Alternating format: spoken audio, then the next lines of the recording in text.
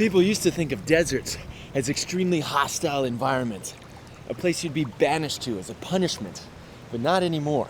Deserts around the world are incredible destinations waiting to be explored and enjoyed, and not just survived.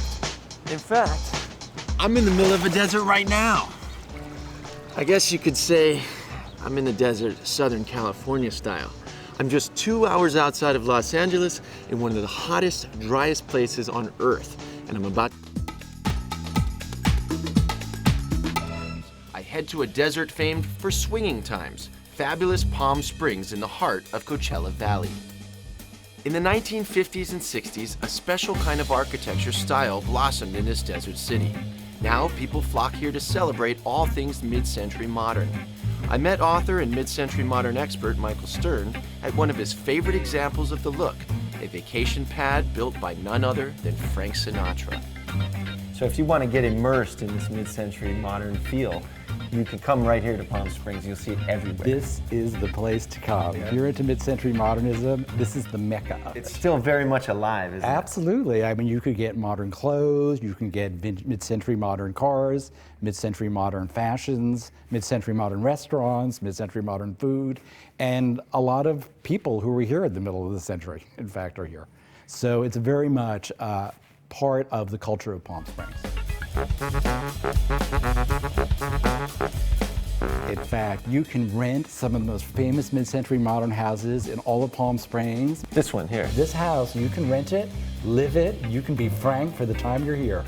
How would you define mid-century modern? And this was an international phenomenon, and they wanted to express the fact that they did feel the future was brighter, and you can sense that in mid-century modern buildings from Tel Aviv to New York to Palm Springs. The architects took the concepts of open plan living, large walls of glass, and relaxed it. Here, they made it more livable. It wasn't about trying to make a statement. It was, how can we take these elements and turn them into creatures of comfort where you could just relax. I mean, Palm Springs was built for relaxation. That it is a resort, it's got beautiful weather, spectacular views, and it's just a place that is designed for fun.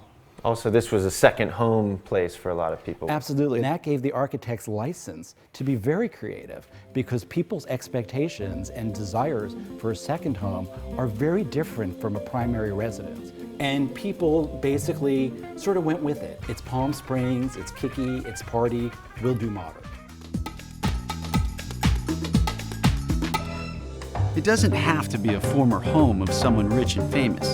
There are lots of great boutique hotels where you can stay in Palm Springs. They are really popular for overnight and weekend trips away for those wanting to escape Los Angeles. Palm Springs has also become a golfer's paradise. The desert climate and more than 300 days of sunshine every year have led to the development of more than, wait for it, 100 golf courses in the area.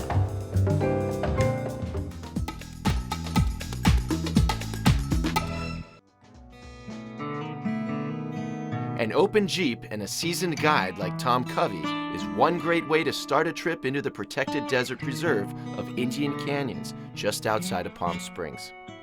If you'll notice out here, looking across the valley here, across the floor, this is what Palm Springs looked like 300 years ago.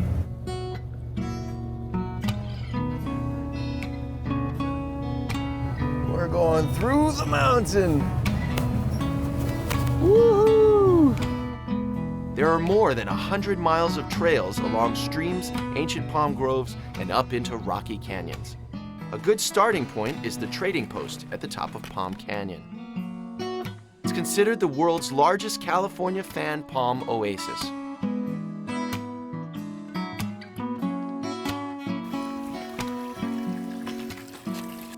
Hey, how's it going? Good. You working hard or hardly working? Hardly working, but a little both. Yeah. I just want to ask you a couple things. What exactly is Indian Canyons? Like, what does it have? Well, to begin, it's the ancestral home of the Cahuilla Indians. I noticed this says tribal ranger, not just a ranger. What's the difference? Difference is my jurisdiction is on tribal lands. We enforce tribal rules. Now you're on Indian reservation, So sovereign nation. This is not part of the U.S. Technically, it's not. It's a sovereign nation. Do we need a passport? Nah, you guys are good. All you need is a good attitude and a smile and maybe some water and a plan. You guys will be good. We've got many hiking trails. A lot of them are Aboriginal trails. Each of the canyons has a running creek. We have all sorts of flora and fauna, wild animals, everything from mountain lion to peninsula bighorn sheep, endangered species. There's all sorts of birds. You can see wonderful rock formations is behind us. There's so much here to see and do. Hiking trails galore. Okay, well, hopefully we don't need you to come rescue I hope not. No, have a good time, you guys. Thank you. Enjoy your day at the office. I will. Thanks. See ya. Driving on to the Andreas Canyon Trail, traces of the ancient desert life of the Cahuillas can still be found. The path is rich with the wild plants used by the Indians for many purposes. Here we have yerba santa, and this is a plant that was used by the Indians. This is a menthol. Take the leaves, muddle them up, chew them, and it would clear up a head cold. It's like I've heard of menthol, that, just yeah. like Vicks. And carved into the rock formations, you can even find the family grinding stones. This is where the Indians prepared their food. This was the kitchen area, if you will, the food preparation area. They would drop the seeds in there and grind them up. Each family had their own little pestle or matata. Now, one of the Indian legends is really pretty nifty, is that there was a old chief. He took care of his tribe. He made sure they had food, they had clothing, they had shelter and everything like that. So what he did was, when he was getting old and getting ready to pass away, he prayed to their God. Say, hey, I'm not going to be here any longer. How can I need to provide for these people. When he passed away, he became a palm tree. Food, shelter, clothing, everything that they needed. And walking sticks. And walking sticks. To finish my day of desert canyon exploring, I leave Indian Canyons and head to another Cahuilla outpost, Taquish Canyon. Millie Brown is my guide.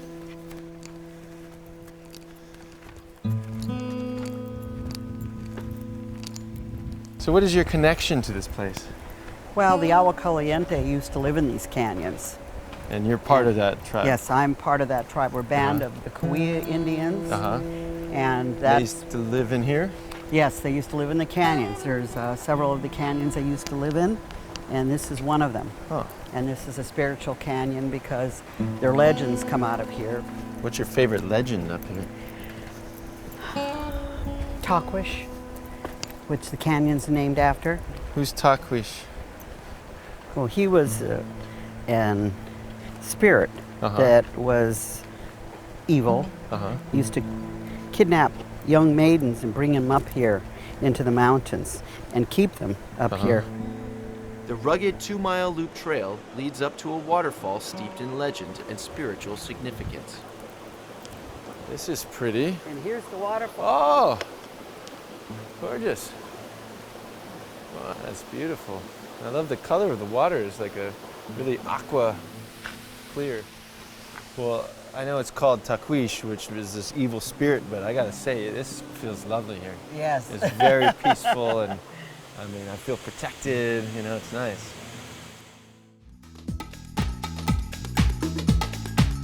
Giant wind turbines have become an iconic roadside attraction. Curious travelers can actually get a closer look by booking a tour like I did with Ken Husky, otherwise known as the Wind Dude. Ken, why do they call you the Wind Dude? Well, probably because I spend almost every day out here in the wind farm giving tours, and I've been associated with wind energy for a long time. You know, wind energy is really an indirect form of solar energy. Sun beats down the earth, heats up different surfaces at different rates. Poetically, it can be described as harvesting the breath of the sun. It feels like I'm about to get sliced. How fast are these blades moving? The tip of the blade is moving just under 200 miles an hour. And of course, the closer you get to the hub, the slower it goes. Why is this such the ideal location? It's all about the geography. Behind you are some great big mountains over here. Mount San Jacinto there is 10,834 feet high. Off to my right over here are the San Bernardino Mountains and Mount San Gregorio, 11,502 feet high. And right behind us through that mountain pass 90 miles away is the Pacific Ocean. You're in the hottest, driest desert of North America. The sun beats down on the desert, Desert heats up and the hot air rises. Hot air rises, pulls that cool air in off the marine layer. The cool air moves in, hits the mountains, and funnels through the mountain pass and makes all these turbines work. Each wind turbine has on top of it a device called an anemometer. Anemometer is going to pick up the wind velocity and the wind direction, so that when the winds start to blow, the turbine knows where the winds come from, and he'll yaw into the wind so that he can begin to generate. For example, behind you now, there are a couple of turbines over here that are working and others are not. It's all about location.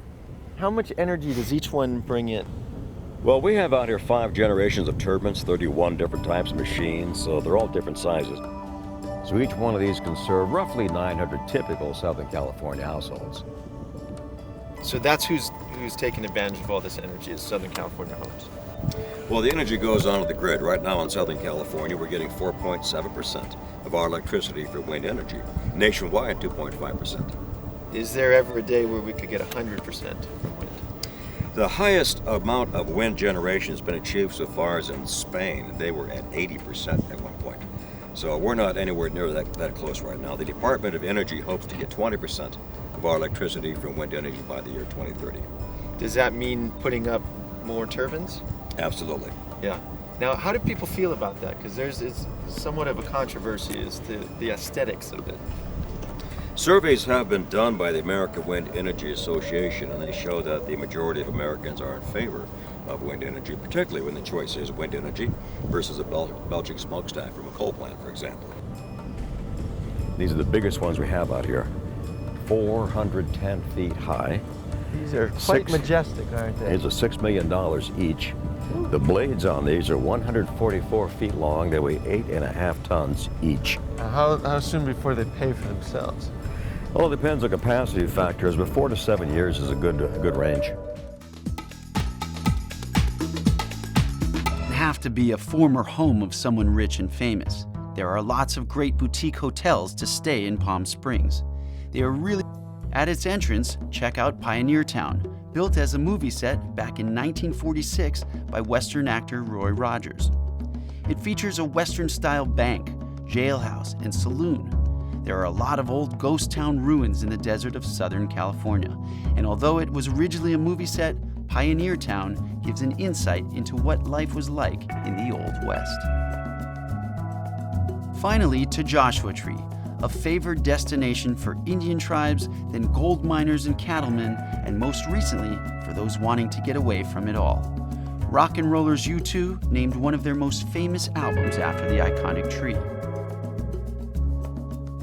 The higher and cooler Mojave Desert is the special habitat of Yucca brevifolia, the Joshua tree, after which the park is named. It was given the name by traveling Mormons in the 1850s, who believed the tree looked like the prophet Joshua, pointing them to the promised land. Former home of someone rich and famous, there are lots of great boutique hotels to stay in Palm Springs. They are really popular for overnight and weekend trips away for those wanting to escape. Created in 1994, this national park covers an area of 800,000 acres, or 1,200 square miles. More than half the park is designated wilderness area, and its many trails are paradise for desert hikers. The park is also famous for its Jurassic rock formations. There are 8,000 climbs here, and some of the rocks are quite famous, like Skull Rock. The park includes parts of 2 deserts, each an ecosystem whose characteristics are determined primarily by elevation, the higher Mojave and the lower Colorado Desert.